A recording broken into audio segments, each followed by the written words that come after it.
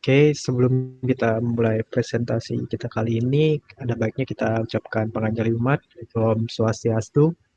Selamat malam kepada rekan-rekan sekalian dan Bu Novita yang menonton nantinya. Di sini kami akan membahas tugas yaitu dari matkul Sains Data, yaitu penerapan algoritma C4.5 untuk klasifikasi tren pelanggaran kendaraan angkutan barang dengan metode CRIPS-DM. Di kali ini yang otak tim saya itu ada Nikade Aprianti dengan NIM akhir 70, Wandi Govinda Permanasidi, NIM akhir 72, dan saya sendiri Iko Mangga Arta, NIM akhir 75. Kali ini kita akan membahas 6 poin penting pada artikel yang sedang kita bahas. Mungkin akan saya serahkan kepada Govinda terlebih dahulu, ya. Silakan Govinda. Hmm, Baik, di sini kita akan masuk pada business understanding. Nah, pada tahap ini kita akan memahami kegiatan riset data mining yang akan dilakukan. Nah, pertama-tama kita akan mendetermine business object atau menentukan tujuan bisnis. Nah, tujuan dari melakukan penelitian ini adalah untuk mengklasifikasikan tren pelanggaran kendaraan angkutan barang dengan menggunakan algoritma C4.5. Nah, hal ini didasari dengan masih tingginya angka pelanggaran kendaraan angkutan barang yang dipengaruhi oleh jenis pelanggaran tata cara pemuatan, daya angkut, dokumen, dimensi kendaraan, dan kelas jalan. Nah, selanjutnya kita menilai situasi.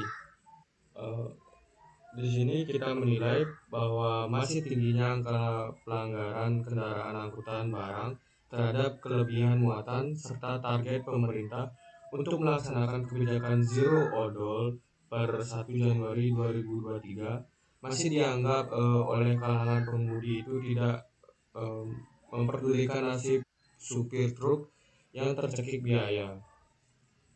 Lalu kita masuk ke menentukan tujuan data mining. Nah, di sini tujuan dari penelitian ini seperti yang sudah disampaikan, em, menganalisis tren klasifikasi pelanggaran angkutan barang menggunakan algoritma C4.5, dan juga hasil penelitian ini akan digunakan untuk mengevaluasi kinerja model. Nah, informasi yang diperoleh dari penelitian ini eh, akan digunakan oleh Direktorat Prasarana Transportasi Jalan Kementerian Perhubungan untuk mendukung pengambilan keputusan dan membuat kebijakan yang lebih tepat. Lalu yang terakhir adalah menghasilkan rencana proyek, yang dimana rencana proyek meliputi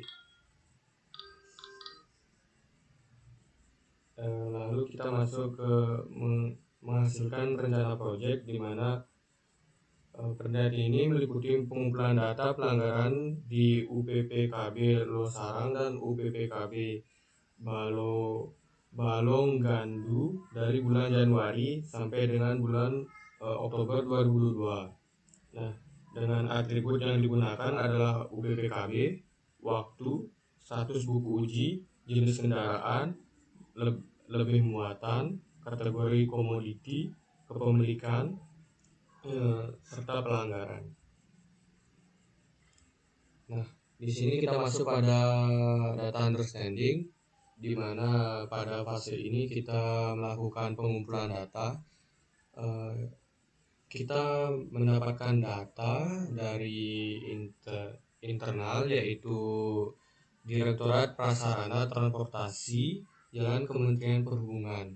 Nah, jenis data yang didapatkan yaitu berupa teks dan numerik, yang dimana berupa jam, tanggal, bulan, tahun, masa berlaku uji, nama UPPKB, jenis kendaraan, sumbu, JBI, berat timbang, berat lebih, persen lebih, panjang lebih, lebar lebih, tinggi lebih, komoditi, kategori komoditi, kepemilikan, dan jenis pelanggaran. Nah, jumlah data yang ada yaitu sebesar 19.396 record dan terdiri dari 19 kolom. Baik, selanjutnya akan dijelaskan oleh teman saya.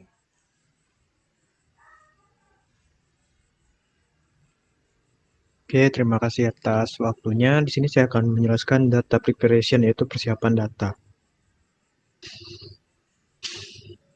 Pada data preparation ini, melakukan persiapan data sebelum dilakukan pengolahan data mining. Penyiapan data dilakukan untuk mengubah data mentah menjadi data yang siap digunakan dalam mengklasifikasikan pelanggaran kendaraan angkutan barang. Nah, pada kali ini ada 5 langkah yang akan dilakukan pada langkah ini, yaitu selection data, cleansing data, construct data, data transformation, dan format data. Yang pertama ada selection data, di mana data yang terkumpul diseleksi dan berdasarkan sejumlah karakteristik yang diyakini mempengaruhi klasifikasi kecenderungan pelanggaran angkutan barang. Atribut yang dipilih yaitu bulan, nama UPPKB, jenis kendaraan, konfig sumbu, dan kategori komoditi dan pelanggaran. Pada tabel ini merupakan semua atribut yang sudah dilakukan seleksi data. Seleksi data yang sudah dilakukan akan diproses menggunakan teknik data mining dengan algoritma C4.5. Yang kedua ada cleansing data, di mana langkah ini memastikan bahwa data yang digunakan benar-benar berkualitas untuk mendapatkan hasil terbaik saat mengklasifikasikan proses data mining. Tahap ini akan menghapus data missing value yang mengandung duplikasi data, data kosong, data tidak terukur, dan data yang tidak dilakukan pengukuran. Yang ketiga ada construct data.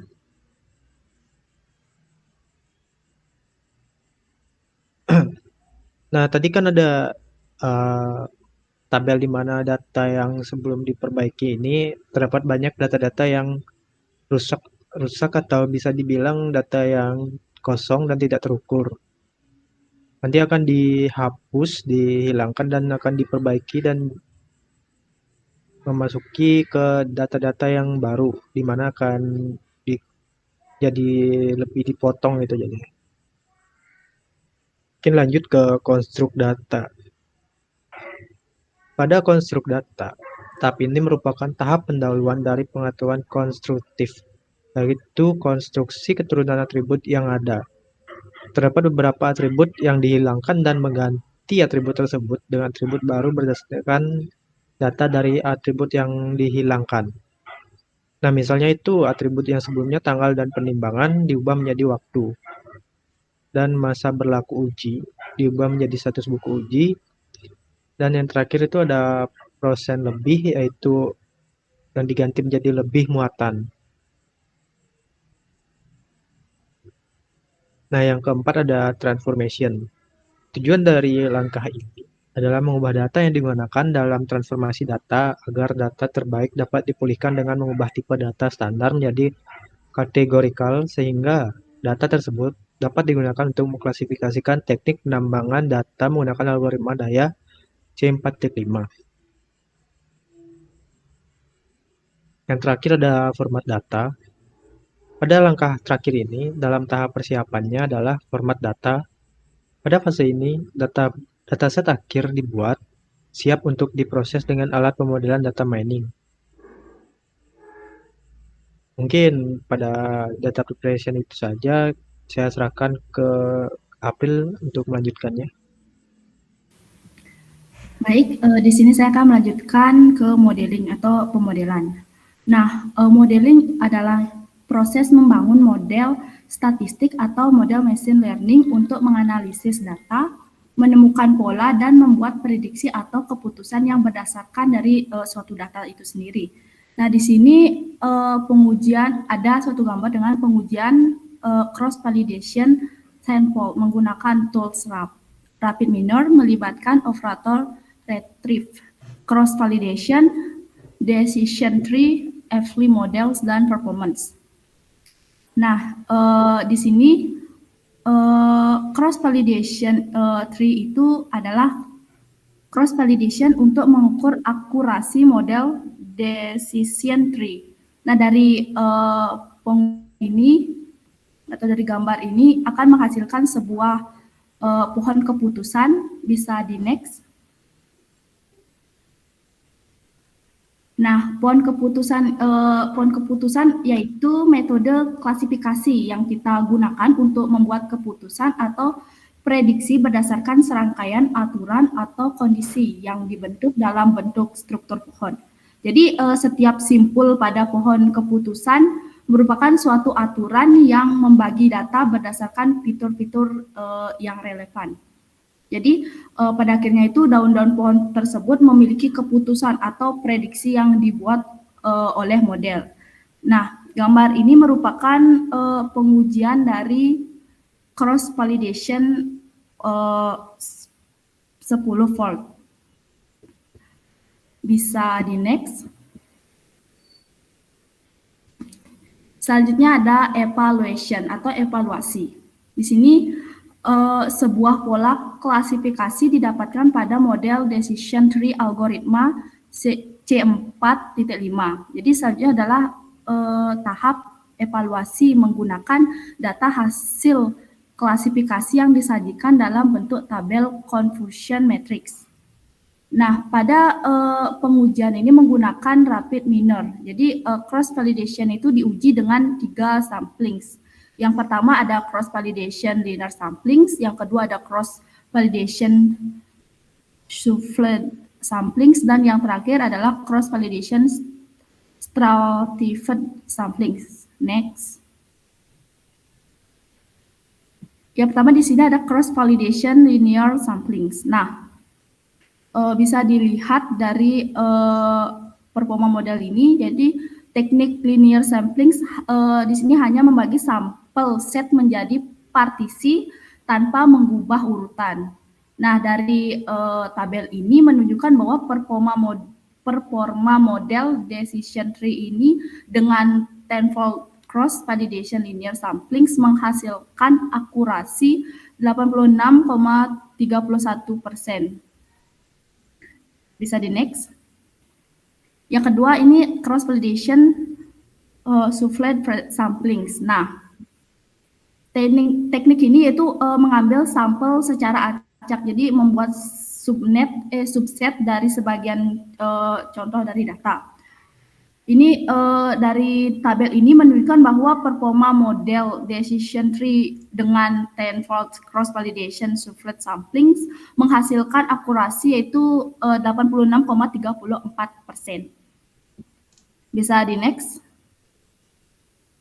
Yang terakhir di sini adalah cross validation stratified samplings. Nah, teknik ini yaitu digunakan pada populasi berkelompok. Jadi pemilihan sampel dilakukan secara acak dan struktur pada masing-masing kelompok. Nah, dari tabel yang ditunjukkan ini menunjukkan bahwa performa model decision tree dengan tenfold cross validation stratified samplings menghasilkan akurasi 86,34%. Bisa di next. Baik, di sini juga ada deployment atau penyebaran. Nah, pada tahapan ini merupakan seluruh kegiatan penelitian data mining dalam mengklasifikasikan tren pelanggaran kendaraan angkutan umum. Jadi pemahaman bisnis dan tujuan dari proses data mining pada penelitian ini yaitu melakukan klasifikasi tren pelanggaran kendaraan angkutan barang dengan menggunakan algoritma si 4.5. Yang kedua adalah melakukan pengumpulan data pelanggaran angkutan barang, di mana data tersebut digunakan untuk mengambil informasi tentang atribut yang terdapat pada data tersebut. Itu setelah memproses data selanjutnya, yaitu melakukan seleksi data, di mana menentukan atribut yang kemudian diproses serta dilakukan pembersihan data untuk menghilangkan record missing value untuk mendapatkan data terbaik. Jadi selanjutnya yaitu memodifikasi data. Nah, sesuai dengan persyaratan proses data mining. ketika data sudah siap digunakan algoritma si 4.5 ini sebagai teknik data mining. Jadi selanjutnya yaitu membuat model dan menguji model. Setelah mengetahui hasilnya nanti baru akan diadakan pengevaluasi model yang telah digunakan. Baik, mungkin bisa di next. Nah, di sini sudah ada sudah pada kesimpulan. Jadi pada kesimpulannya, penelitian ini menggunakan data pelanggaran kendaraan angkutan barang dari Direktorat Prasarana Transportasi Jalan Kementerian Perhubungan untuk melakukan klasifikasi tren pelanggaran dengan algoritma SIM 4.5 dan metode CRISP-DM.